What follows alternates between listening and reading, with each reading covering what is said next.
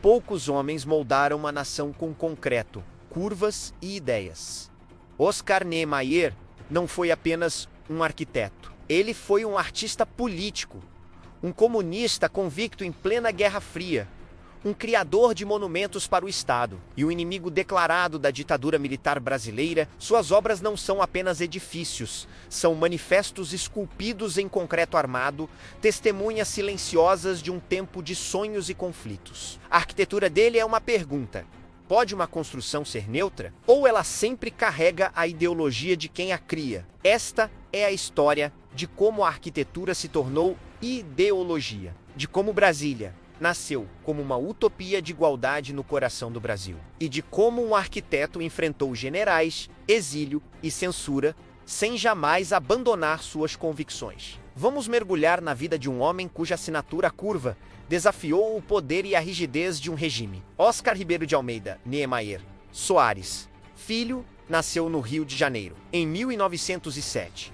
Imagine crescer cercado pela sinuosidade das montanhas, pelas curvas das praias e pela beleza das formas naturais. Essas linhas orgânicas, que definiam a paisagem carioca, se infiltraram em sua alma e mais tarde se tornariam sua assinatura inconfundível. Desde cedo, Niemeyer rejeitou o racionalismo rígido da arquitetura europeia. Para ele, a linha reta era fria, inflexível, algo que pertencia às máquinas e à lógica industrial. A curva, por outro lado, era livre, sensual, humana. Era a linha da vida. Enquanto aprofundava seus estudos na Escola Nacional de Belas Artes, ele já buscava uma linguagem própria, uma arquitetura com identidade brasileira. Mas sua obra não seria apenas uma busca estética. Ela estava destinada a se tornar política, a carregar uma mensagem que ecoaria muito além das fundações de seus edifícios. Ele não queria apenas construir prédios, queria construir um novo mundo, um mundo mais justo. Nos anos 1930 e 40, o mundo estava em ebulição. A polarização entre capitalismo e socialismo dividia nações e ideologias. Nesse cenário de incertezas, Oscar Niemeyer fez uma escolha clara e definitiva. Ele ingressou no Partido Comunista Brasileiro e, ao contrário de muitos que mantinham suas crenças em segredo, nunca escondeu sua admiração pelo ideal socialista.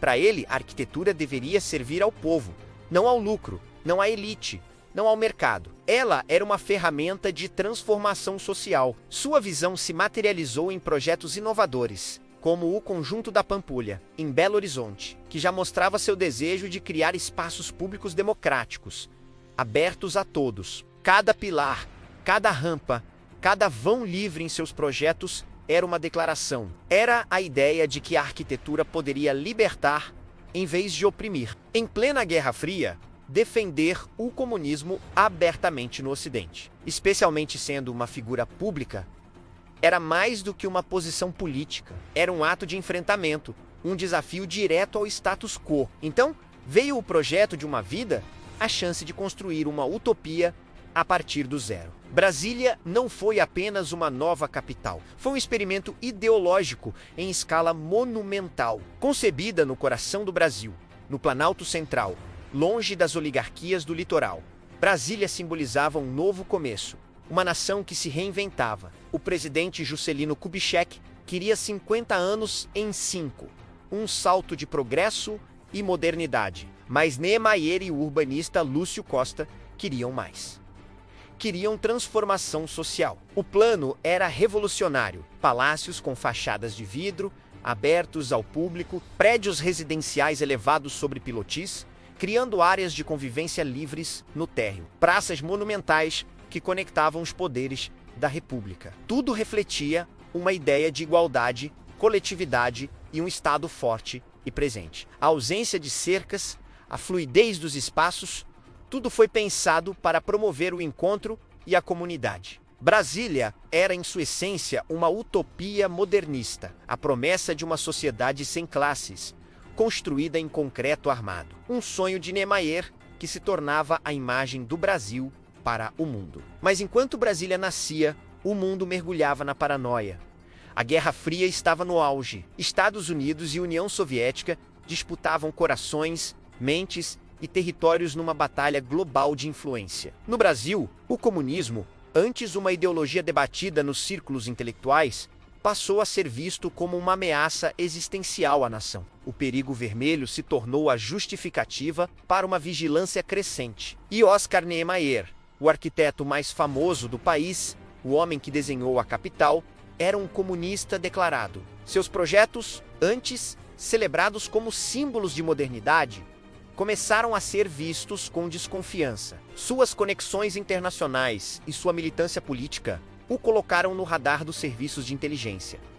A arte começava a ser vigiada. A política infiltrava-se em todos os espaços. E a arquitetura, especialmente a de Niemeyer, tornava-se suspeita. O sonho de Brasília, a cidade aberta, começava a sentir o peso de um mundo que se fechava em blocos ideológicos. O ponto de ruptura chegou em 31 de março de 1964.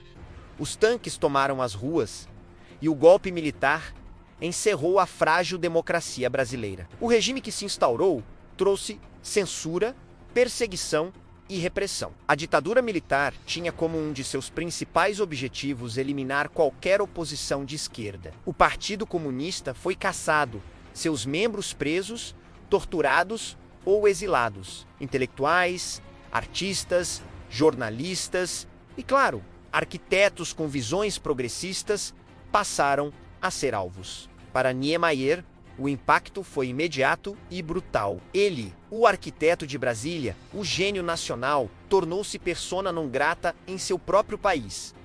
Seus projetos foram cancelados. Seu escritório no Rio de Janeiro foi invadido e depredado. Ele foi convocado para interrogatórios, constantemente vigiado e impedido de trabalhar. O governo que agora ocupava os palácios que ele projetou o via como um inimigo. No país que ele ajudou a construir, já não havia mais espaço para suas ideias, nem para as curvas de sua liberdade. Forçado ao exílio, Niemeyer parte para a Europa em 1965.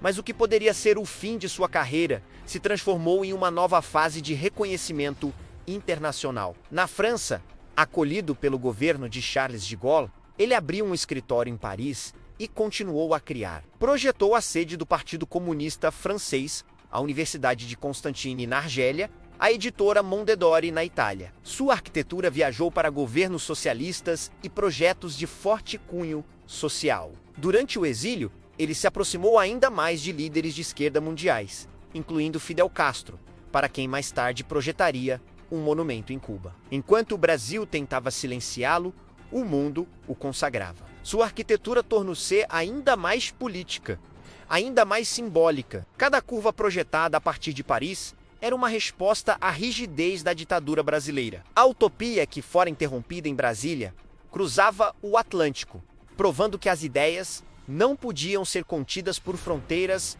ou regimes. Ao longo de sua vida, Niemeyer enfrentou uma crítica recorrente. Como um comunista que defendia a igualdade e o fim da opressão, podia projetar palácios para presidentes, sedes de governos e monumentos estatais? Para muitos, essa era uma contradição gritante. Ele foi acusado de ser o arquiteto da corte, um revolucionário que construía para o poder. Mas, para Niemeyer, a resposta era clara. O edifício não era o poder em si, mas a mensagem que ele carregava. Ele acreditava que estava criando espaços públicos, marcos para o povo, e não residências para a burguesia. Sua arquitetura, com seus vãos livres e formas abertas, simbolizava uma sociedade democrática, mesmo quando ocupada por governos autoritários. Ele argumentava que os regimes passam, os governantes mudam, mas a arquitetura permanece. E a sua, ele esperava, sobreviveria como um testemunho duradouro de uma visão de mundo. Uma mensagem de esperança e humanismo gravada no concreto. Com a lei da anistia, em 1979, e o lento processo de redemocratização, o caminho de volta se abriu. Niemeyer retorna ao Brasil no início dos anos 80. Velho, mas com as convicções inabaláveis. Ele encontrou um país diferente, marcado pelas cicatrizes de 2 décadas de ditadura, mas pronto para sonhar de novo. E ele voltou a construir o Sambódromo no Rio, o Memorial da América Latina em São Paulo, o Museu Oscar Niemeyer em Curitiba. Até o fim de sua vida, aos 104 anos, ele nunca renegou o comunismo. nunca pediu desculpas por suas crenças. Sua obra permanece como uma pergunta aberta. Pode a arte realmente mudar a sociedade? Brasília ainda está lá, monumental, bela, controversa.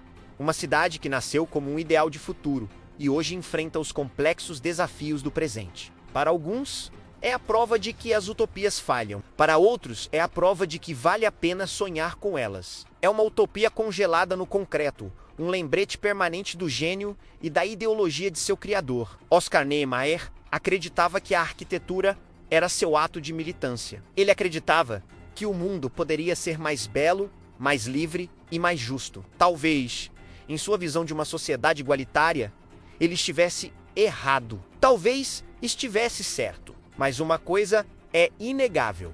Em um século de vida, enfrentando a pressão do mercado, a perseguição de uma ditadura e as críticas de seus opositores, ele jamais se curvou. Sua vida e sua obra são o legado de uma curva que não se dobrou. Se este documentário ajudou você a entender melhor a história, a política e a arquitetura que moldaram o Brasil, deixe seu like no vídeo, compartilhe com outras pessoas interessadas em história e se inscreva no canal para mais documentários profundos como este. Obrigado por assistir.